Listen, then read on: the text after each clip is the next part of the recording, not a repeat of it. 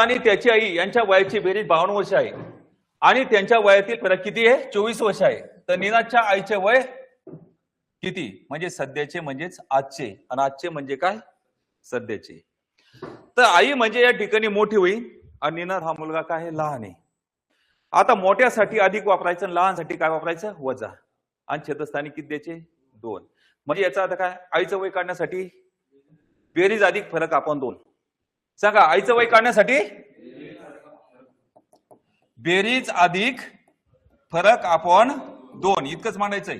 सांगा बेरीज किती? सांगा 52 आणि फरक किती सांगा? 24. 52 आणि 24, 4 आणि 2 किती? 6, 2 आणि 5 किती? 7. तर आता सांगा बे एक बे, बे 6 इकराला बे 8 16, म्हणजे 7च्या निम्मे किती झाले? 38. तर मग आईच्या आजचे वय किती आहे सांगा? 38 वर्ष आहे. पर्याय क्रमांक 2. आता निनाद म्हणजे लहान आहे, काय म्हणायचं सांगा? बेरीज वजा फरक आपण 2. आलं लक्षात? फरक म्हणजे काय? वजा बाकी करायचं आणि त्याला 2 न भागायचं, तेव्हा निनादचं वय निघन. समजलं का? त्यानंतर पुढचं गणित बघा. चैताली आणि तिच्या वडिलांच्या वयाची बेरीज 56 वर्ष आहे व त्यांच्या वयातील फरक किती आहे?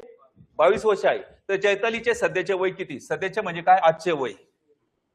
लक्षात राहील ना? तर मग आता याच्यामध्ये काय? चैताली लहान आहे, समजलं का? आणि या ठिकाणी वडील म्हणलं तर काय?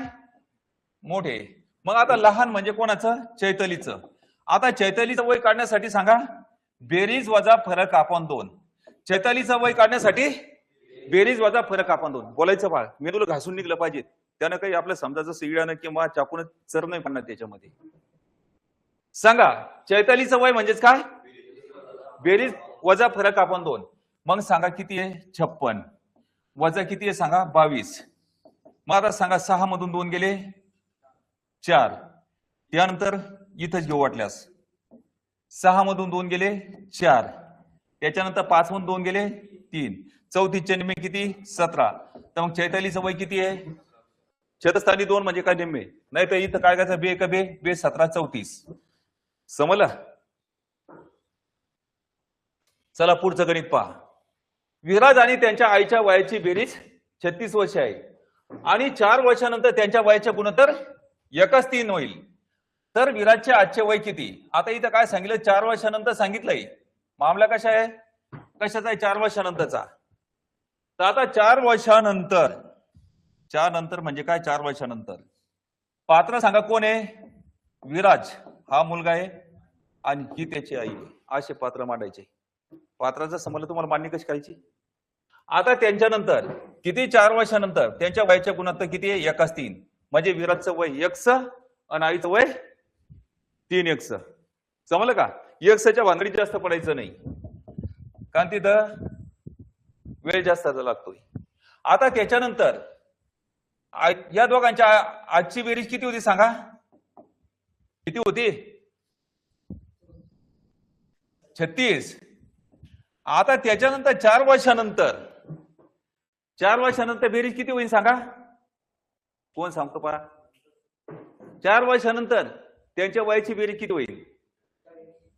40 नाही होणार. 2 जण आहे ते दोघा मिळून 36 आहे, तर दोघा मिळून काय होईल? 4 आणि 4. समजलं का? किंवा 4 अधिक 4, 4 आणि 4 8. आणि 36 आणि 8 किती होईल सांगा? समजलं का? इथं मिस्टेक होती. 40 येणार नाही. काय येईल? दोघा मिळून 44 येईल. हे समजायचं. इथं धोका खातोय माणूस. आलं लक्षात? ते दोघा मिळून 4च देतो. अरे दोघा मिळून 4 आणि 4 किती होईल सांगा? बेरीज 8 होईल का नाही?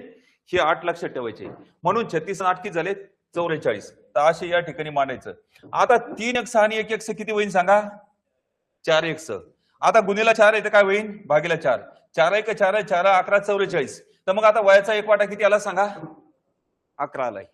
समजलं का? तर मग कोणाचं वय काढायचं सांगा? विराजचं वय. म्हणजे 11 गुणीला 1, 11 1 11. पण केव्हाच आहे विराजचं वय? आहे 4 वर्षानंतरच आहे. केव्हाच आहे? मग त्याचं कधीच काढायचं आपल्याला? आजचं. आता 4 वर्षानंतर आहे. आजकडे यायचं असेल तर वजा 4 करायचंय. आजकडे येण्यासाठी किती करावं लागेल? वजा 4. तर मग आता 11 मधून 4 गेले किती राहिले? 7. तर आता आजचं वय किती येईल विराजचं सांगा? 7 वर्ष येईल. म्हणजे पर्याय क्रमांक 4. गणित समजलं तुम्हाला? समजलं का किरण? थोडंफार जिथं नाही समजलं तर दोनदा नाही तीनदा विचार. मनामध्ये जर समजा दुसरा विचार आला असं नसन समजलं, गलती झाली असन तो विचार सांगू नको, पण समजलं नाही तितकं म्हणू शकता का नाही? आलं लक्षात?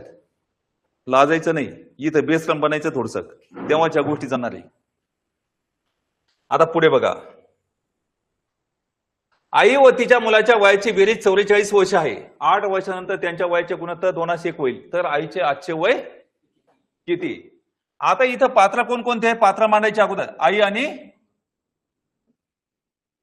मुलगा आहे. तर सांगा त्यांच्या वयाची बेरीज किती आहे?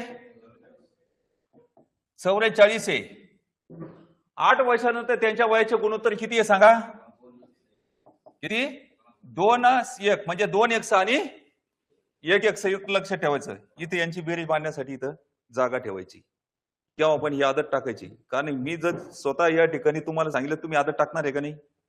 मला माहिती आहे शिक्षकाचं अनुकरण जास्तीत जास्त करतात आणि मोठ्या व्यक्तीचं अनुकरण ज्यावेळेस जन्माला आलेले लहान लेकरं असतात तसं करतात. माणूस व्यक्ती किती आज्ञेने असल्यानंतर अनुकरण ऑटोमॅटिक होते. विवेक बुद्धी असल्यामुळे ध्यानात ठेवायचंय. तर मग आता इथं आपल्याला काय पाहिजे? 8 वर्षानंतर त्यांचं वय किती होतं या लाईन मध्ये काढावं लागतं नाही. मग आता सांगा 8 वर्षानंतर किती होईल? किती मिळवायचं तेवढं सांगा, बेरीज सांगू नका. किती म्हणजे दोघांचं काय? 8 आणि 8 16 किंवा 8 दोन्ही 16. आता यांची बेरीज काय? 6 आणि 4 10 0 हाताला 1 1 आणि 2 2 आणि 4 किती होईल? 6.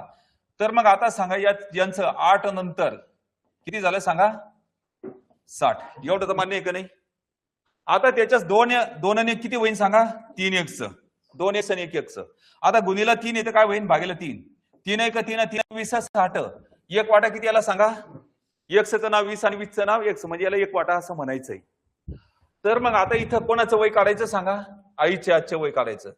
तर आईचं केव्हाच 8 वर्षानंतर निघणार. हे किती आहे? 2x म्हणजे काय? 2 गुणिले 20 तर म्हणजे 20 दोन्ही किती? 40. आता हे केव्हाचं वय सांगा? 8 वर्षानंतरच आहे. केव्हाच आहे? लक्ष दे बाळ, तू घरी लिह, पण पहिले समजून घे. लिहिण्याच्या भानगडीत पडू नका, कारण तुम्ही काही पत्रकार नाही. आहे का पत्रकार? अभ्यासाच्या तुम्हाला रनिंग नोट्स घ्या असं सांगतात. आता इथे बेसिक स्वरूप त्यांचं पक्क नाही तर ते रनिंग नोट्स काय? कारण डोळ्यामध्ये 80% पॉवर, ऐकण्यामध्ये 20%. आता तू लिहून मध्ये घेतला तर तू फक्त बघू राहिला कोणाकडे? त्याच्याकडं, ना ऐकण्याकडं आणि न डोळ्यांना बघण्याकडं. बरोबर आहे का नाही? ऐकल्याशिवाय ते पण समजत नाही. तर आपल्याला पाहताना काय करायचं? बघायचं, ऐकायचं. ही 100% पॉवर ही बघण्यासाठी आणि ऐकण्यासाठी, कारण डोळ्यावर भरोसा असतो माणसाचा. आणि त्याच्यासोबत ऐकणं असन तर काम तुमचं बनतंय. आणि ते काम नुसतं बनत नाही, कारण आपल्याला विस्मरण पडत असतं काही दिवसानंतर. तुम्हाला माहिती रस्ता आहे, त्या रस्त्याने कोणी आलं गेलं नाही काट तर काय होईल समजा? तिथं काटे तयार होतील, रस्ता साफ नाही ना. किंवा घर असन समजा स्वच्छता नसन 8 दिवसांचा, तिथं धूळ त्या ठिकाणी तयार होते. तसं आपल्याला विस्मरण होण्याची शक्यता असते. पण विस्मरण न होण्यासाठी काय करावं लागतं? आपल्याला पुन्हा पुन्हा रिव्हिजन द्यावं लागते. हे आपलं बुद्धीचं काम हे असं असतं. ज्ञानाच्या कक्षेमध्ये असं चालावं लागते. तर चल लक्ष द्या. हे केव्हाच आहे? 8 वर्षानंतर. आईचं आजचं वय काढायचं म्हणजे मागं 8 न कमी यायचं म्हणजे वजा 8 करायचे. 40 म्हणून 8 गेले किती राहिले सांगा? मग आईचं आजचं वय किती आहे सांगा? 32. ते असं करेक्ट अवस्थेमध्ये काढायचं. समजलं का? क्लिअर? 6 वर्षापूर्वी वडील व मुलगा यांच्या वयातील फरक 28 वर्ष होता आणि 6 वर्षानंतर त्यांच्या वयाचे गुणोत्तर 12:5 होईल. तर 6 वर्षापूर्वी वडिलांचे वय किती? आता मला म्हणजे जन्माला आल्यानंतर ह्या गोष्टी कधीच्या आहे साहेब? लक्ष द्या इकडं. ते मोबाईलचं नट दाबून टाका. तर मग आता इथं काय सांगितलं? 6 वर्षापूर्वी फरक 28च होता. तर आता 6 वर्षानंतर किती फरक राहील सांगा? 28च राहणार आहे. आजच सुद्धा किती फरक राहणार आहे? बरोबर. 12 वर्षानंतर, 24 वर्षानंतर किंवा 18 वर्षानंतर सुद्धा किती राहणार आहे? ही कंप्लीट गोष्ट समजली पाहिजे. लक्ष दे बा. थोडस काय करायचं? मेंदूला थोडस काय, चुलीमध्ये जसं आपण ढिलब्या घालतो का नाही, रॉकेट टाकून जाळ लावतो तसं जाळ लावायचा. लक्ष द्यायचं इकडं. तर मग आता इथं सांगा, पात्र सांगा, वडील आणि मुलगा किती वर्षानंतर सांगा? 6 वर्षानंतर. 6 वर्षानंतर गुणोत्तर किती सांगा? 12:5. बरोबर. मग आता 6 वर्षानंतर त्यांच्या वयाचा फरक किती असणार? 28. नाही तर तुम्ही 6 आणि 6 12 करसान 28 मध्ये मिळवणार, तसं जमत नाही फरकामध्ये. बेरजेमध्ये मिळवणं चालतंय. नाही तर तुम्ही याच्यामधून काय करसान? फरक सांगितला वजा आहे तर 28 मधून वजा करसान. 28 मधून 12 वजा करण्याची आवश्यकता ध्यानात राहील ना तुमचा. कारण इथं कशाचा मामला आहे? फरकाचा मामला आहे. कारण फरकच अगोदर काढून दिलेला आहे त्यांनी. तर मग आता इथं सांगा 12 मधून 5 गेले किती राहिले सांगा? 7 1 गुन्हेला 7 येतं का भागेला 7? 7 1 7 7 चौक 28. तर आता एक वाटा किती आला सांगा? समजलं ना? तर मग आता काय करायचं? आपल्या वडिलांचं वय काढायचंय. तर आता हे वडिलांचं म्हणजे किती आहे? 12 x आहे. 12 x म्हणजे काय? 12 गुणिले x म्हणजे x नाव काय सांगा? 4. 12 चौक 48. हे केव्हाचं आहे 48? 6 वर्षानंतरच आहे. आपल्याला केव्हाचं विचारलंय? 6 वर्षापूर्वीचं. आता इथं काय करावं लागेल? आजच्या वयापर्यंत काय येईल? 6 येईल. नंतर पासून माग 6 आणि पूर्वीपर्यंत काय येईल सांगा? पुन्हा 6 येईल. 6 आणि 6 किती झाले सांगा? 12. म्हणजे वजा किती करावं लागेल? 2 टप्प्यामध्ये पूर्वी यावं लागेल ना. पहा, भूतकाळ, वर्तमान काळ, भविष्यकाळ. पूर्वी म्हणजे काय? भूतकाळ. लक्ष दे. पूर्वी म्हणजे काय? भूतकाळ. आणि आज म्हणजे काय? वर्तमान काळ. त्याच्यानंतर पुढचा टप्पा भविष्यकाळ. हे असे 3 टप्पे का नाही? तर मग आपल्याला पूर्वीकडे यायचं असतं तर 2 टप्प्यामध्ये यावं लागेल ना मधल्या गॅपमध्ये. असे भलेही समजा या ठिकाणी भूतकाळ आणि हा समजा भविष्यकाळ असन आणि हा काय आहे सांगा? भूतकाळ आहे. आणि इथं मध्ये कोणता आहे सांगा? वर्तमान काळ. हे किती टप्पे झाले? 2. पण हे 3 रेषा जरी असन पण यांच्या चौकटीत किती टप्पे सांगा? एक आणि एक 2 टप्पे आहे का नाही? तर 2 टप्प्याने काय करावं लागेल? नंतर पासून आपल्याला भूतकाळाकडे यायचं असन, आजकडे यायचं असन, वर्तमान काळाकडे आजकडे यायचं असन तर 1 टप्पा आला. समजलं का? आणि इथून वर्तमान काळापासून भविष्यापर्यंत वापस येताना वर्तमान काळापर्यंत 1 टप्पा आला आणि भूतकाळाकडे वापस येताना 1 टप्पा आला. म्हणजे 6 आणि 6 किती झाले सांगा मग? 12. एवढं समजलं का तुम्हाला? तर मग आता इथं 48 मधून 12 गेले, 8 मधून 2 गेले 6, 4 मधून 1 गेले किती राहिले? 3. किती आहे सांगा?